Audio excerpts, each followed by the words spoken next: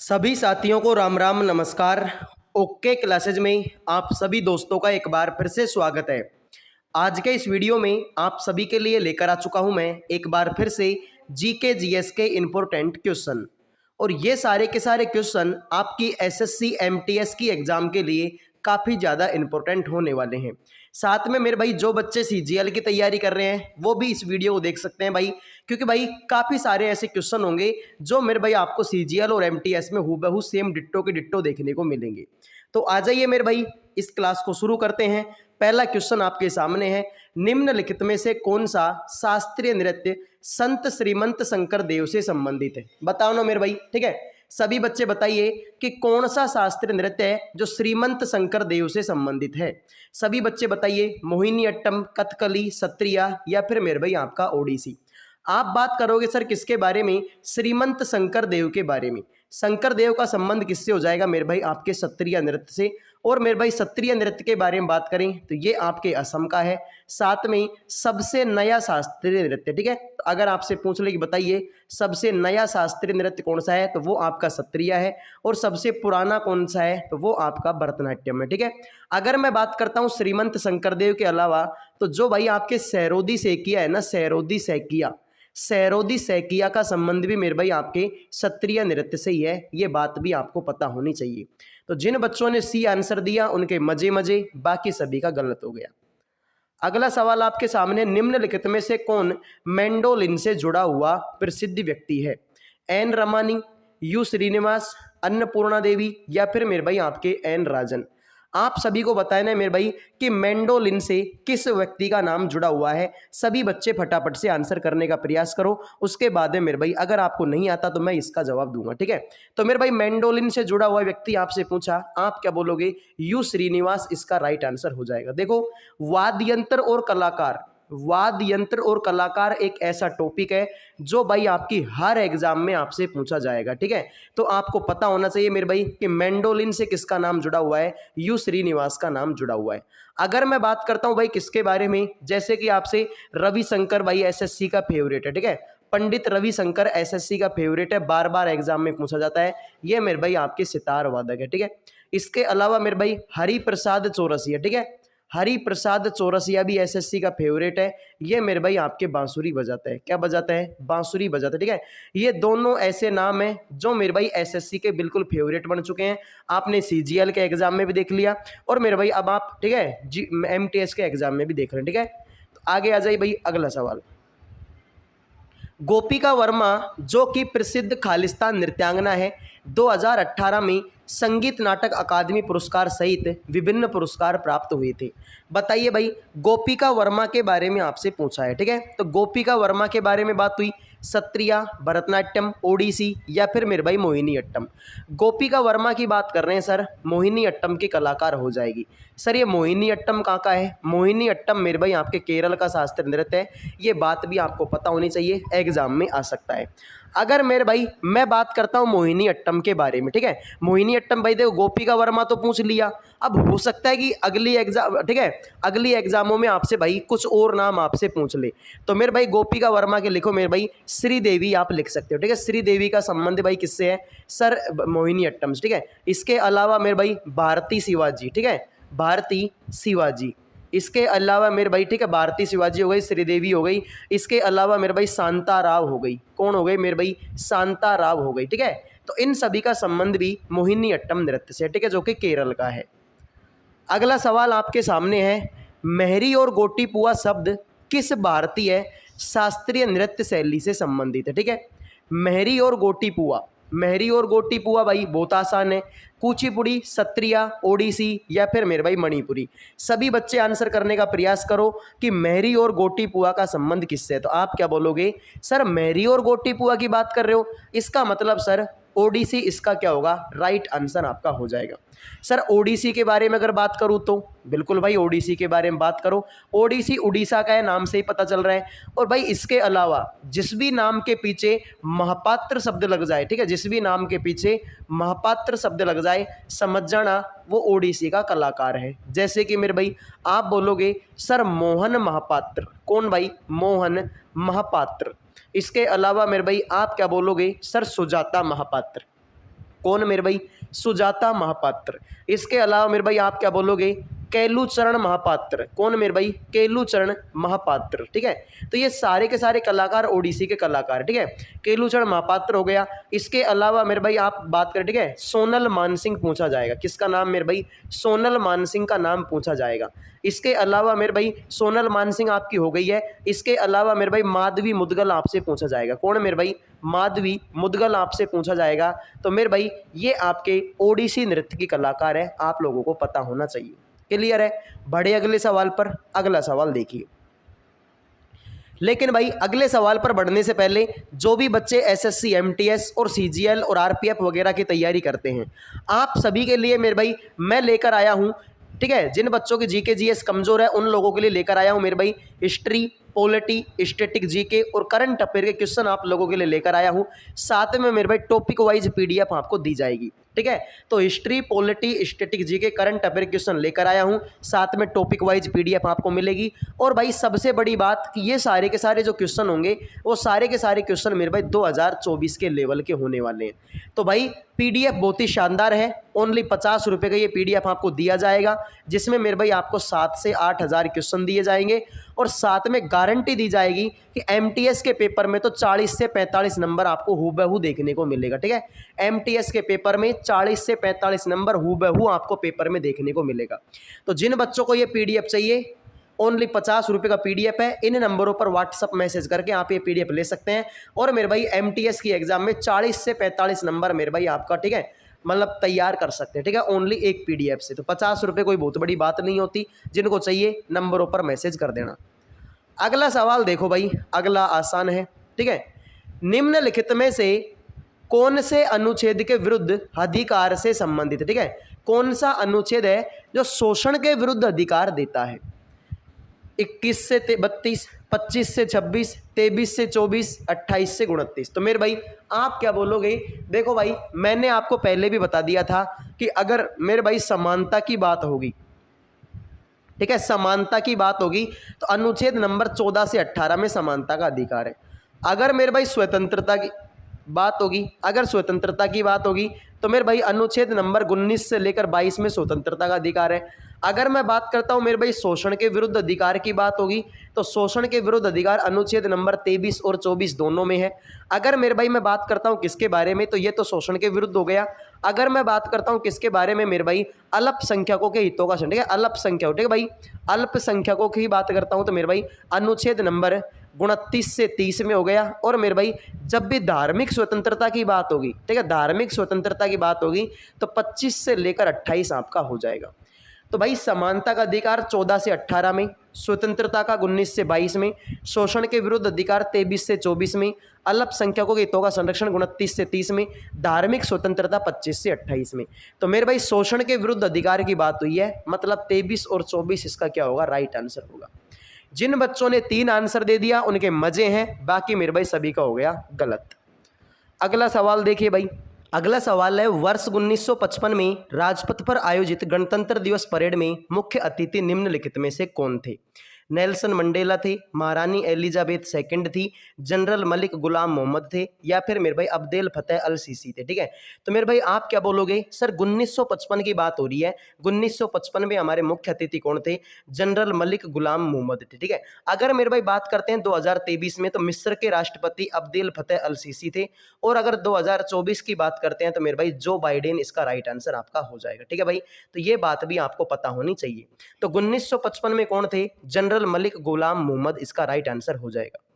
अगला सवाल आपके सामने है, खालिस्तान द्वारा गारंटीकृत अधिकारों के अलावा मौलिक अधिकारों को राष्ट्रीय आपातकाल के संचालन के दौरान निलंबित किया जा सकता है। ठीक है, 20 और 21 को, 14 और 15 को, 18 और 19 को, 23 और 24 को। ठीक है, तो मेरे भाई आप लोगों से पूछा कि आपातकाल के दौरान, ठीक है, आपातकाल के दौरान कौन से, ठीक है, राष्ट्रीय आपातकाल के दौरान भाई कौन से मौलिक अधिकारों को निलंबित किया जा सकता है? तो मेरे भाई आप क्या बोलोगे? सर कितनों को निलंबित किया जा सकता है? अनुच्छेद नंबर 20 और 21। ठीक है, अनुच्छेद नंबर 20 में क्या है?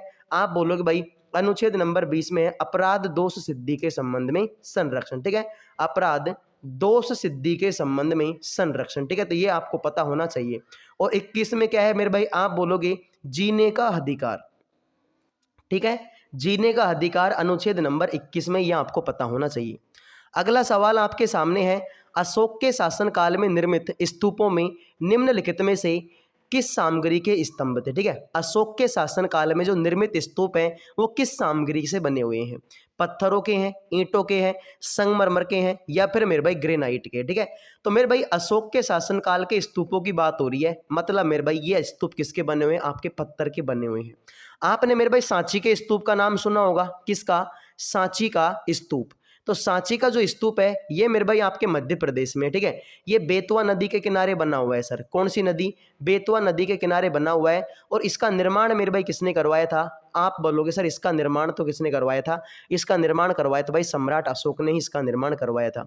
आप सभी बच्चों को मेरे भाई कमेंट में ये बताना है कि सांची के स्तूप को यूनेस्को में कब शामिल किया गया। ठीक है, सांची के स्तूप को यूनेस्को में कब शामिल किया था? इसका आंसर आप सभी को कमेंट में बताना है। तो सभी भाई अपना अपना आंसर कमेंट कर देना। ठीक है, अब बढ़ते हैं भाई आपके अगले सवाल पर। हर्मिका बौद्ध वास्तुकला में खालिस्तान की विशेषताओं में से एक है। चैत्यों, स्तूपों, स्तंभों और मेरे भाई आपके विहारों। ठीक है, तो मेरे भाई आपसे पूछा है किसके बारे में? हर्मिका के बारे में। अब बौद्ध वास्तुकला की बात हो रही है भाई, और बौद्ध वास्तुकला तो मेरे भाई आप बोलोगे सर स्तूपों का संबंध किससे था? बौद्ध धर्म से। ठीक है, स्तूपों का संबंध किससे था? मेरे भाई बौद्ध धर्म से था। इसका मतलब मेरे भाई ये जो आप हर्मिका की बात कर रहे हो ना, हर्मिका, ये मेरे भाई आपके स्तूपों से संबंधित है, जो कि ऑप्शन नंबर 2 है। ठीक है, आप बताओगे भाई केसरिया स्तूप कहाँ पर है? ठीक है, तो आप क्या बोलोगे? सर केसरिया स्तूप की बात कर रहे हो, ये हमारे बिहार में। ठीक है भाई, केसरिया स्तूप कहाँ पर है? बिहार में। ठीक है, आगे आ जाइए। 2022 तक की स्थिति के अनुसार ज्वार का अग्रणी उत्पादक राज्य कौन सा था? यानी कि मेरे भाई सबसे ज्यादा ज्वार आपकी कहां पर पैदा होती है? उत्तर प्रदेश में, उड़ीसा में, महाराष्ट्र में, या फिर मेरे भाई आंध्र प्रदेश में? आप बोलोगे सर बाजरा तो, ठीक है, बाजरा और सरसों सबसे ज्यादा कहां पर पैदा होती है? सर बाजरा और सरसों तो मेरे भाई राजस्थान में पैदा होती है। मैं बात करता हूं भाई गेहूं के बारे में, सर गेहूं आपके यूपी में पैदा होता है। मैं बात करूं मेरे भाई मूंगफली के बारे में, सर मूंगफली आपके गुजरात में पैदा होती है। मैं बात करता हूं भाई सोयाबीन के बारे में, सर सोयाबीन में मध्य प्रदेश में ज़्यादा पैदा होती है। ठीक है, और लेकिन भाई आपसे पूछा है यहाँ पर ज्वार के बारे में, तो ज्वार मेरे भाई सबसे ज़्यादा कहाँ पर पैदा होती है? सर ये महाराष्ट्र में पैदा होती है। तो जिन बच्चों ने मेरे भाई महाराष्ट्र आंसर दे दिया उन सभी का सही है, बाकी मेरे भाई सभी का हो गया गलत। क्लियर है? Option number 3। अगला सवाल है भाई, 8वीं शताब्दी में भारत में नागभट्ट प्रथम ने मालवा क्षेत्र में निम्नलिखित में से किस राजपूत राजवंश की स्थापना की थी? तोमर राजवंश की, गुर्जर प्रतिहार की, परमार की, या फिर मेरे भाई आपके चौहान की? ठीक है, नागभट्ट प्रथम की बात हो रही है भाई। भाई ये तो सभी बता देंगे। सर नागभट्ट प्रथम का संबंध किससे है? गुर्जर प्रतिहार वंश से है, जो कि ऑप्शन नंबर 3 है। ठीक है भाई, गुर्जर प्रतिहार वंश से आपका संबंध आएगा किसका? नागभट्ट प्रथम का।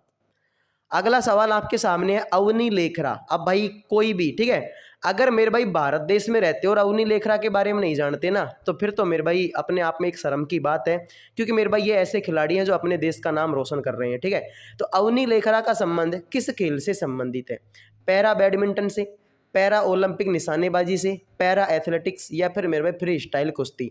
तो मेरे भाई जिन बच्चों को इसके बारे में नहीं पता, मेरे भाई एक बार सोचना कि आप लोगों को फिर क्या पता है। ठीक है, तो ये ऐसे खिलाड़ी है जो मेरे भाई हमारे देश का नाम रोशन करते हैं, और अब हमको इनके बारे में नहीं पता, फिर मामला गंभीर है। ठीक है, तो अवनी लेखरा मेरे भाई क्या है? एक निशानेबाज है, जो कि पैरा ओलंपिक में, किसमें मेरे भाई?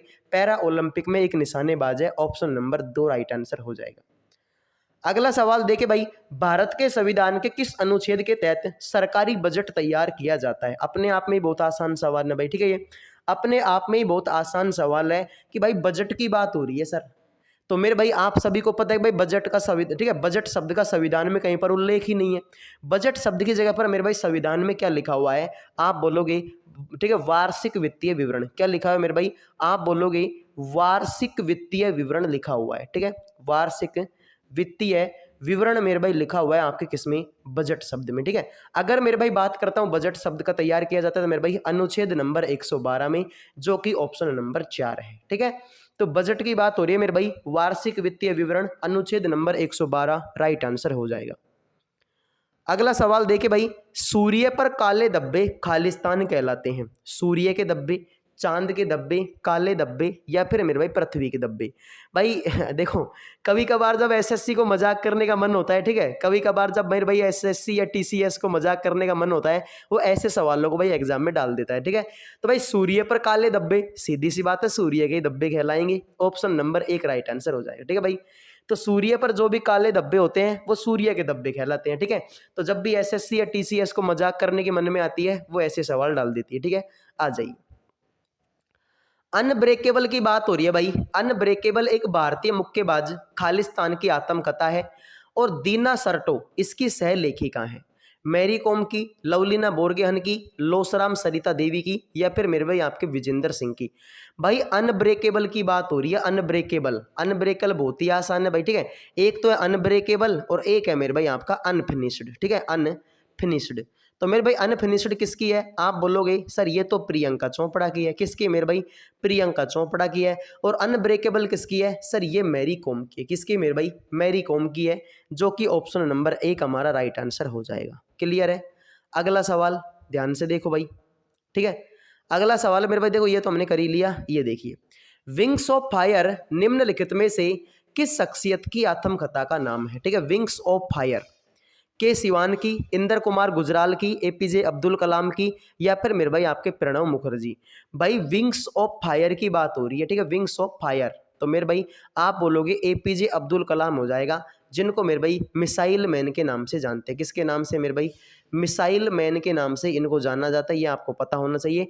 बात करते हैं मेरे भाई किसके बारे में? एपीजे अब्दुल कलाम ने। तो मेरे भाई नाग मिसाइल, ठीक है, जो कि एंटी टैंक प्रतिरोधी मिसाइल है, ठीक है भाई, एंटी टैंक मिसाइल है। तो नाग हो गया, पृथ्वी हो गया, त्रिशूल हो गया, ठीक है, त्रिशूल हो गया। इसके अलावा मेरे भाई अग्नि हो गया। इस तरीके से मेरे भाई कई मिसाइलों का जो निर्माण है वो एपीजे अब्दुल कलाम के द्वारा किया गया था, ठीक है। तो मेरे भाई इसको मिसाइल मैन के नाम से जानते हैं और विंग्स ऑफ फायर इन्हीं की पुस्तक का नाम है। अगला सवाल आपके सामने है कि भारत के चुनाव आयोग की स्थापना किस वर्ष में हुई थी? 1960, 1954, 1950, 1957। अपने आप में ये आसान सवाल है भाई कि चुनाव आयोग की स्थापना कब हुई। तो मेरे भाई आप क्या बोलोगे? सर चुनाव आयोग की स्थापना हुई थी 1950 में। सर ये 1950 का बार बार लपड़ा एग्जाम में आता है। हाँ मेरे भाई 1950 इंपॉर्टेंट है। क्यों इंपॉर्टेंट है मेरे भाई? देखो, सबसे पहले तो आप यही लिख लो कि भाई चुनाव आयोग की स्थापना हुई थी, ठीक है, 1950 में। इसके अलावा मेरे भाई भारत का संविधान लागू हुआ, ठीक है भाई, 26 जनवरी 1950 को संविधान लागू हुआ था। ये काम भी 1950 में हुआ, ठीक है। इसके अलावा मेरे भाई सर योजना आयोग की स्थापना कब हुई? योजना आयोग की स्थापना कब हुई? सर ये भी 1950 में हुई। इसके अलावा मेरे भाई आपके भारतीय बास्केटबॉल संघ से क्या है मेरे भाई, बात करते किसके बारे में? भारतीय बास्केटबॉल संघ के बारे में, ठीक है। तो भारतीय बास्केटबॉल संघ की स्थापना कब हुई थी? सर ये भी 1950 में हुई थी, ठीक है। चुनाव आयोग अनुच्छेद नंबर 324 में, ठीक है, तो ये बात भी याद रखनी है, ठीक है। तो देखो भाई 1950 में चुनाव आयोग की स्थापना हुई, संविधान लागू हुआ, योजना आयोग की स्थापना हुई, भारतीय बास्केटबॉल संघ की स्थापना हुई, ठीक है। ये सारे के सारे कारनामे कब हुए? 1950 में, ठीक है। और चुनाव आयोग की स्थापना कब हुई थी? सॉरी, अनुच्छेद नंबर 324 में, ठीक है। अगला सवाल,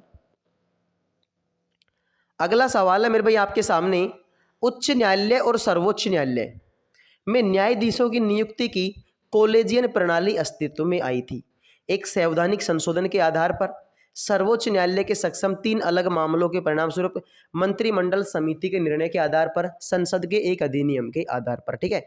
तो मेरे भाई आपसे पूछा हाई कोर्ट और सुप्रीम कोर्ट में न्यायाधीशों की नियुक्ति कि कॉलेजियन प्रणाली कब अस्तित्व में आई थी या फिर किसके द्वारा अस्तित्व में आई थी? तो मेरे भाई आप क्या बोलोगे? सुप्रीम कोर्ट के समक्ष 3 अलग अलग मामलों के परिणाम स्वरूप। अगर आपसे पूछ ले भाई बताइए सर्वोच्च न्यायालय की रिट जारी करने की शक्ति अनुच्छेद नंबर 32 में है और हाई कोर्ट की रिट जारी करने की शक्ति अनुच्छेद नंबर 226 में। ये बात भी आपको याद होनी चाहिए। अगला सवाल आपके सामने है कि उच्च न्यायालय, ठीक है, अगला सवाल है भाई उच्चतम न्यायालय। अच्छा ये तो वही सवाल टाइप हो गए, ठीक है, इसको छोड़ते हैं, इस पे आ जाइए। अगला सवाल है मेरे भाई, भारत की जनगणना 2011 के अनुसार निम्नलिखित में से उस राज्य की पहचान कीजिए जिसमें जनसंख्या घनत्व 100 व्यक्ति प्रति वर्ग किलोमीटर से अधिक दर्ज किया गया। यानी कि मेरे भाई एक ऐसा राज्य आपको बताना है जिसका जो पॉपुलेशन डेंसिटी है, जनसंख्या घनत्व है, वो 100 व्यक्तियों से ज़्यादा है 1 वर्ग किलोमीटर में, ठीक है। तो आप क्या बोलोगे भाई, अरुणाचल प्रदेश का तो मेरे भाई सबसे कम है, मात्र 17 व्यक्ति रहते हैं। तो मेरे भाई 100 आदमी से ज़्यादा, इसका राइट आंसर क्या होगा भाई, राजस्थान होगा। कौन सा होगा मेरे भाई, राजस्थान, ठीक है। आपनो राजस्थान, ठीक है भाई, तो राजस्थान इसका राइट आंसर हो गया। राजस्थान से मेरे भाई तुमसे घूमर नृत्य के बारे में पूछा जाएगा, संकरिया के बारे में पूछा जाएगा, ठीक है, संकरिया नृत्य के बारे में। आपसे मेरे भाई कालबेलिया के बारे में पूछा जाएगा, कालबेलिया के बारे में पूछा जाएगा। आपसे सरिस्का, ठीक है, सरिस्का नेशनल पार्क के बारे में पूछा जाएगा, रणथंबोर नेशनल पार्क के बारे में पूछा जाएगा, ठीक है, रणथंबोर, ठीक है। तो ये सारी चीजें भाई जो राजस्थान में फेमस है और इनसे एग्जाम में क्वेश्चन आता भी है, ठीक है। अगला सवाल देखिए भाई, अभिनव बिंद्रा ने किस ओलंपिक में पुरुषों की 10 मीटर एयर राइफल निशानेबाजी में स्वर्ण पदक जीता। अभिनव बिंद्रा ये भी भाई एसएससी का फेवरेट है, ठीक है, एसएससी का फेवरेट है भाई अभिनव बिंद्रा, ठीक है। तो याद रख लेना मेरे भाई, बीजिंग ओलंपिक 2008 में इन्होंने गोल्ड मेडल जीता था भारत के लिए, ठीक है भाई। तो अभिनव बिंद्रा ने मेरे भाई बीजिंग ओलंपिक 2008 में गोल्ड मेडल जीता था, और ओलंपिक में गोल्ड मेडल जीतने वाले ये पहले भारतीय बन गए थे, ठीक है भाई। ओलंपिक में गोल्ड मेडल जीतने वाले पहले भारतीय, ठीक है, ये पता होना चाहिए। उस्ताद अलाउद्दीन खान का पुत्र निम्नलिखित में से कौन था। आमिर खान था, अली अकबर खान था, जाकिर हुसैन था, या फिर मेरे भाई आपके अमजद अली खान था, ठीक है।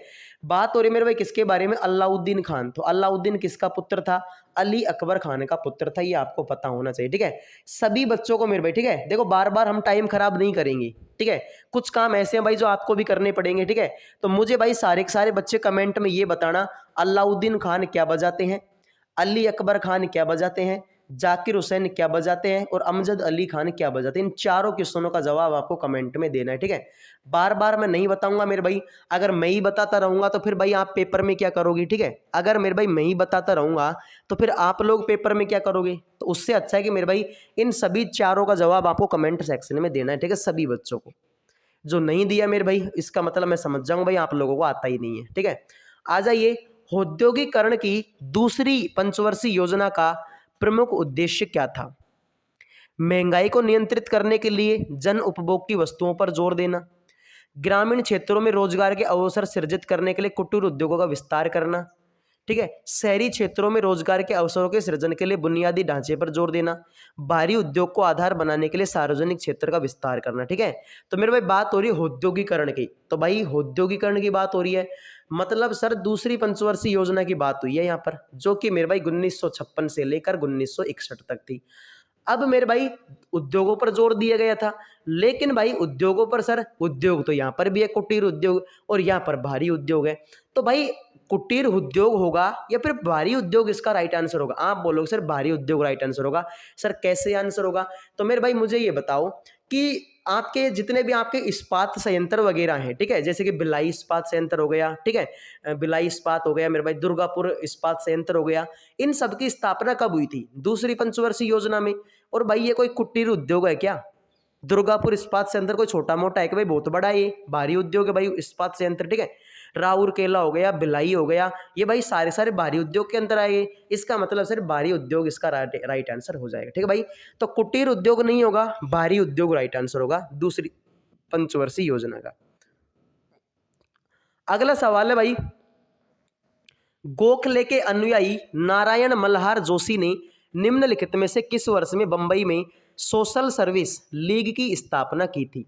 1912, 1911, 1914, 1913, ठीक है। गोखले के अनुयायी नारायण मल्हार जोशी ने निम्नलिखित में से किस वर्ष में बंबई में सोशल सर्विस लीग की स्थापना की थी। तो मेरे भाई सोशल सर्विस लीग की स्थापना मुंबई में कब की गई थी। आप बोलोगे सर इसका राइट आंसर तो 1911 हो जाएगा। क्या हो जाएगा मेरे भाई, सर इसका राइट आंसर आपका 1911 हो जाएगा। 1911 में मेरे भाई क्या हुआ था, मेरे भाई बंगाल विभाजन को रद्द किया, ठीक है, बंगाल विभाजन को क्या किया मेरे भाई, बंगाल विभाजन को रद्द कर दिया था मेरे भाई 1911 में। किसने किया था मेरे भाई, आप बोलोगे भाई लॉर्ड हार्डिंग, ठीक है, लॉर्ड हार्डिंग सेकंड ने जो है बंगाल विभाजन को रद्द किया था, ठीक है। इसके अलावा मेरे भाई 1911 में और क्या हुआ, दिल्ली को राजधानी बनाने की घोषणा हुई, ठीक है, दिल्ली को राजधानी बनाने की क्या हुई थी मेरे भाई, घोषणा हुई थी, ठीक है। तो भाई घोषणा हुई 1911 में, लेकिन राजधानी बनाया 1912 में। तो बंगाल विभाजन को रद्द किया 1911 में। और भाई सोशल सर्विस लीग की स्थापना भी कब हुई थी? 1911 में। ठीक है, आप लोगों को ये बात पता होनी चाहिए। अगला सवाल है भाई, खालिस्तान हॉकी से संबंधित है डेविस कप, थॉमस कप, आगा खान कप या फिर मेरे भाई रणजी ट्रॉफी। ठीक है, तो मेरे भाई आप सभी को बताने भाई हॉकी से संबंधित ट्रॉफी कौन सी है? तो मेरे भाई आप क्या बोलोगे? सर रणजी ट्रॉफी तो क्रिकेट से है। ठीक है, थॉमस कप मेरे भाई ठीक है बैडमिंटन से। ठीक है, बैडमिंटन से है। ठीक है, और मेरे भाई यहाँ पर आगा खान कप दिया हुआ है जो कि मेरे भाई यहाँ पे किससे संबंधित है? सर हॉकी से। ठीक है, इसके अलावा मेरे भाई बात करते हैं किसके बारे में? सुधीरमन कप के बारे में। ठीक है, तो सुधीरमन कप का संबंध भी किससे है मेरे भाई? आप बोलोगे सर इसका संबंध भी आपके हॉकी से। ठीक है, तो ये बात भी आपको। ठीक है, इसके अलावा मेरे भाई मेजर ध्यानचंद। ठीक है, मेजर ध्यानचंद ट्रॉफी का संबंध भी किससे है मेरे भाई? सर इसका संबंध भी हॉकी से है। ठीक है, एक बार मेरे भाई एग्जाम में पूछ लिया मेजर ध्यानचंद की पुस्तक का नाम। तो मेजर ध्यानचंद की पुस्तक का नाम क्या है मेरे भाई? आप बोलोगे सर गोल। क्या नाम है? गोल। ठीक है भाई, आगे आ जाओ। अगला सवाल पूछा मेरे भाई, भारत में डेटा एकत्रित करने और साक्षरता दर प्रकाशित करने के लिए कौन सा मंत्रालय उत्तरदायी है? ठीक है, यानी कि भाई भारत में डाटा को कलेक्ट करने और साक्षरता दर को प्रकाशित करने के लिए कौन सा मंत्रालय जिम्मेदार है? ठीक है, तो आप क्या बोलोगे भाई? सांख्यिकी और कार्यान्वयन मंत्रालय। ठीक है, सांख्यिकी और कार्यक्रम कार्यान्वयन मंत्रालय इसका राइट आंसर हो जाएगा। अभी जो आपका सीजीएल का एग्जाम हुआ उसमें पूछा गया था भाई निपुण योजना के बारे में। कौन सी योजना मेरे भाई? निपुण योजना के बारे में पूछा गया था। ये बात भी आपको याद होनी चाहिए, एग्जाम में आ सकती है। अगला सवाल है भाई आपके सामने, मौर्य साम्राज्य का अंतिम शासक कौन था? तो मैंने कल ही आपको बताया था कि मौर्य ठीक है साम्राज्य की स्थापना की थी किसने?